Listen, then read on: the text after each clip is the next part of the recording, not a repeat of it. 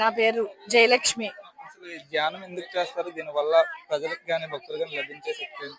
ధ్యానం అంటే శ్వాస మీద ధ్యాస. ధ్యానం సర్వరోగ నివారణ. ధ్యానం చేయడం ద్వారా మన లోపల 2,72,000 నాడులు ఉంటాయి. ఆ నాడుల్లోకి విశ్వంలో ఉన్న అనంతమైన విశ్వమయ ప్రాణశక్తి ఆ నాడుల ఈ బ్రహ్మరంధ్రం ద్వారా మన లోపలికి ప్రవేశించి మనలో నాడులన్నీ కూడా శక్తివంతంగా మారతాయి. మారడం ద్వారా ఏం జరుగుతుంది అంటే మనకి ఆరోగ్యాలన్నీ కూడా సంభవిస్తాయి అన్నమాట. మనం ఎప్పుడైతే ఈ నాడీ మండలం అంతా శుభ్రంగా ఉంటుందో అప్పుడు మనకి ఆరోగ్యం అనేది సంభవిస్తూ ఉంటుంది. అది ఒక్కటే కాదు, ధ్యానం అంటే అసలు మన లోపలికి మన అంతరంగంలోకి మనం వెళ్ళడం ద్వారా అంటే శ్వాసను పట్టుకుని శ్వాస మీద ధ్యాస. శ్వాస అంటే మనలోని గుణాలు గాని మనలోని అరిషడ్ వర్గాలు కామ క్రోధ లోభ మోహము మదమాశ్చర్యాల్ని మనము అదుపులోకి తెచ్చుకోవడం, మన అధీనంలోకి తెచ్చుకోవడము, మనలో ఉన్న అన్ని గుణాలని సరిచేసుకుని మనము శక్తివంతులుగా మారడము. అలాగే ఎంతో అద్భుతమైన సృష్టిలో ఎంతో అద్భుతమైనది అంటే శాకాహారంగా కూడా మారడం ద్వారా ధ్యానము శాకాహారము మన పిరమిడ్ స్పిరిచువల్ సొసైటీస్ మూవ్మెంట్ అనేది బ్రహ్మర్షి పితామహ పత్రిజీ గారు ఈ సంస్థని స్థాపించడం అనేది జరిగింది. స్థాపించి అందరికీ కూడా ధ్యాన పరిచయాన్ని చేశారు. ఈ విశ్వం అంతా ఆరోగ్యంగా ఉండాలి, ఆనందంగా ఉండాలి అనే సంకల్పంతో పిరమిడ్ల గురించి ధ్యానము గురించి అలాగే శాకాహారం గురించి కూడా తెలియజేసి అద్భుతంగా ఈ యొక్క కార్యక్రమాన్ని అందరికీ తెలియజేయాలి అని మాకు చెప్పడంతో మేమందరం కూడా ఈ గిరి ప్రదక్షిణ కార్యక్రమంలో కూడా ఎన్నో కార్యక్రమాలు మేము చేస్తూ ఉంటాము. అందులో భాగంగా ఇక్కడ కూడా ఈ గిరి ప్రదక్షిణ అనే కార్యక్రమంలో మేము ఇక్కడ ఈ కార్యక్రమాన్ని చేపట్టి అందరికీ ధ్యానం యొక్క పరిచయాన్ని చేయాలి, అందరూ కూడా ఆరోగ్యంగా ఉండాలి, శక్తివంతులుగా ఉండాలి, సత్యాన్ని తెలుసుకోవాలి అని చెప్పేసి ఆత్మే పరబ్రహ్మ అన్న సత్యాన్ని తెలుసుకోవాలి అని చెప్పేసి ఈ కార్యక్రమాన్ని మేము ఇక్కడ చేపట్టడం జరిగింది. నా పేరు హేమవతి అండి. ఇక్కడ ఈ భక్తులకి 10 నిమిషాల్లో మీరు ధ్యానాన్ని నేర్పిస్తున్నారు కదా, దాని వల్ల భక్తులకు వచ్చే ప్రయోజనాలు ఏంటి చెప్పండి? ధ్యానం అంటే ఒకసారి మీరు నేర్చుకుంటారు, ఒకసారి దాని టేస్ట్ చూసిన తర్వాత ఈ రోజు గురు పౌర్ణమి సందర్భంగా వ్యాస పౌర్ణిమ గురువు దొరికిన రోజు ఎన్నో జన్మలు ఎత్తిన తర్వాత గురువు కోసం పాకులాడతాం మనం.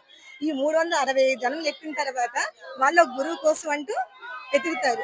మేము 11 ఏళ్ల క్రితం ఒక గురువు ఇలాగే ప్రదక్షిణ చేసుకొని గురు అనుగ్రహం పొందాం కాబట్టి ఈ రోజు ఆ గురువు అనుగ్రహం వాళ్ళపైన కూడా లభించాలని ఒక సదుద్దేశంతో ఈ కార్యక్రమం ఫ్రీగా చేస్తున్నాం సేవకన్నా. ఇప్పుడు మేడం గారు చెప్పినట్టు ధ్యానం వల్ల మనకి సకల భోగాలు, ఆరోగ్యము, మనశ్శాంతి, సహజంగా జీవించడం.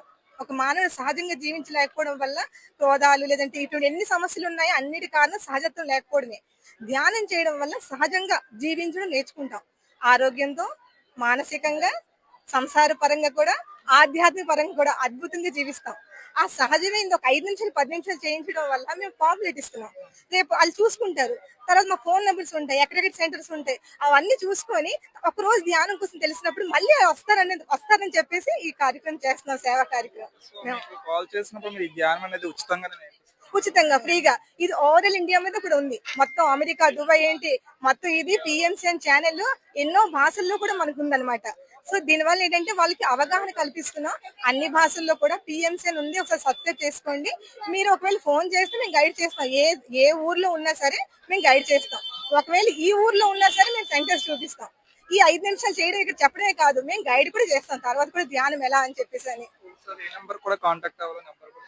6305043006 అండి, ఇది నార్మల్ నంబర్. ఇంకా నంబర్స్ ఉన్నాయి, ఆ పాంప్లెట్స్ మీద ఉన్నాయి సార్ మిగతా నంబర్స్ కూడా. మేడం వాళ్ళ నంబర్ అంటే గురువు గారు చెప్పిన ప్రధానమైన ఏంటంటే హింస చూడు హంస పకడు. ఇతర జీవుని హింసించి వాటి మాంసం తింటే నీకు అనారోగ్యం వస్తుంది, ఈ కర్మను నువ్వు వచ్చే జన్మకి మోసుకెళ్ళాలి. కాబట్టి నువ్వు హింసను మానేసేయి. నెక్స్ట్ హంసను పట్టుకో. హంస అంటే ఏంటి? హంస నీటిని పాలని విడదీయగలిగే సమర్థత ఉంటుంది. ఆ హంసను పట్టుకొని నువ్వు ధ్యానం చేస్తే అన్ని శిఖరాల్లోకి అత్యున్నతమైంది ఎవరెస్ట్ శిఖరం. అన్ని ధ్యానాల్లోకి 108 ధ్యాన పద్ధతులు అత్యున్నతమైంది శ్వాస మీద ధ్యాస ధ్యానం. శ్వాస మీద ధ్యాస ధ్యానం చేస్తే ఏం జరుగుతుందంటే మనం 4 ద్వారా ఎనర్జీ పొందుతాం. గాలి, నీరు, ఆహారం, నిద్ర. ఈ 4 ద్వారా వచ్చే ఎనర్జీలు అత్యున్నతమైంది శ్వాస. శ్వాస లేకుండా ఏ జీవి కూడా ఒక్క నిమిషం కూడా జీవించలేదు. అటువంటి శ్వాస మీద ధ్యాస పెట్టి ధ్యానం చేస్తే అతి కొద్ది నిమిషాల్లోనే శ్వాస 2 పుటికల మధ్య స్థిరమైపోతుంది. ఎప్పుడైతే శ్వాస ఇక్కడ స్థిరమైపోయిందో అప్పుడు ఆలోచన రహిత స్థితి వస్తుంది. ఎప్పుడైతే ఆలోచన రహిత స్థితి వచ్చిందో అప్పుడు బ్రహ్మరంధ్రం ఓపెన్ అవుతుంది. ఈ బ్రహ్మరంధ్రం ఓపెన్ అయితే ఈ బ్రహ్మరంధ్రం మెదడుకి కనెక్ట్ అయి ఉంటుంది. మెదడులో రెండు ఉంటాయి, పెద్ద మెదడు చిన్న మెదడు. కాన్షియస్ మెదడు మైండ్, సబ్ కాన్షియస్ మైండ్. పెద్ద మెదడు ఎప్పుడు కూడా ప్రాపంచిక విషయాల గురించి ఆలోచిస్తూ ఉంటది. పుట్టిన దగ్గర నుంచి డబ్బు సంపాదన, బంధాలు, వాటి గురించి ఆలోచిస్తుంది. కానీ చిన్న మెదడు బుద్ధితో కనెక్ట్ అయి ఉంటది. అది బుద్ధి ఆత్మతో కనెక్ట్ అయి ఉంటది. ధ్యానం చేస్తే ఏం జరుగుతుందంటే ఈ కాస్మిక్ ఎనర్జీ విశ్వమంతా వ్యాపించుండి మనం తీసుకునే శ్వాసలో వచ్చే కాస్మిక్ ఎనర్జీ విస్తారంగా వస్తుంది ధ్యానంలో వచ్చి. అది చిన్న మెదడు కింద ఉన్న పిట్యూటరీ గ్లాండ్ ని యాక్టివేట్ చేస్తుంది. యాక్టివేట్ చే ద్వారా ఎండార్ఫిన్ హార్మోన్ ఎక్కువగా ఉత్పత్తి అవుతుంది.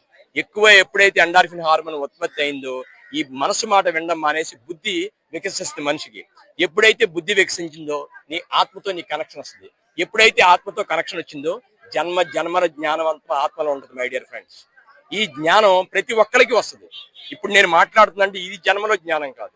మానవుడు అనేక జన్మలు తీసుకుంటాడు. ఆ జన్మల్లో వచ్చిన జ్ఞానం అంతా మనకి రావాలంటే ధ్యానం ద్వారా మాత్రమే వస్తుంది. ఈ రోజు మనం పూజించే దేవుళ్ళందరూ రాముడు, కృష్ణుడు, బుద్ధుడు, జీసస్ అందరూ కూడా తల్లి గర్భాన్ని జన్మించి మానవులుగా ధ్యానం చేసి గురువుల ద్వారా ధ్యానాన్ని నేర్చుకుని ధ్యానాన్ని చేసి ఆత్మజ్ఞానంగా ఎదిగి పరమాత్మ స్థితికి వచ్చిన వాళ్ళు. మనం చేస్తున్న మిస్టేక్ ఏంటంటే వాళ్ళ ఫోటోలు పెట్టుకొని క్యాలెండర్ పెట్టుకొని పూజ చేస్తున్నాం. కానీ వాళ్ళు చేసిన సాధన చేయాలి. ఎవరైతే సాధన చేస్తారో వాళ్ళకి అత్యున్నత కాలంలో అద్భుతమైన శక్తులు వస్తాయి. ధ్యానం చేస్తే ఇది సైంటిఫిక్లీ ప్రూవ్డ్, శాస్త్రపరంగా నిరూపించబడింది. 45 సంవత్సరాలు మా గురువు గారు ఊరు ఊరు గ్రామ గ్రామాన తిరుగుతూ అనేక ప్రపంచ దేశాలు తిరిగి ధ్యానాన్ని విశ్వవ్యాప్తం చేయడం వలన 24